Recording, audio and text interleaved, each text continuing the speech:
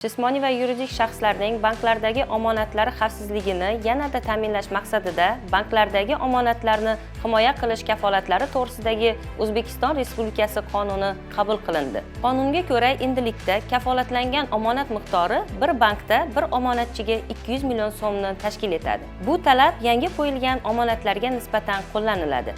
Agar omonatchining tijorat bankiga joylashtirgan omonat miqdori 200 million so'm va undan kam bo'lsa, omonatlarni davlat tomonidan, ya'ni omonatlarni kafolatlash agentligi tomonidan to'liq kafolatlanadi. 200 million so'mdan oshganda esa tijorat banki to'liq qaytarilishini ta'minlaydi. Ushbu qonun bilan faqat aholining emas, balki tadbirkorlik subyektlarining, shu jumladan yakka tartibdagi tadbirkorlarning ham omonatlari kafolatlanadi. Omonatchilar uchun yana bir qulaylik. Ilgari omonat bo'yicha kompensatsiya to'lovlari 83 kun muddatda qaytarilgan bo'lsa, yangi qonun bilan bu muddat 20 ish kunini tashkil qiladi. Kelgusida bosqichma-bosqich 7 ish kuniga qisqartiriladi. Hurmatli yurtdoshlar, bankimizdagi omonatlaringiz davlat himoyasida.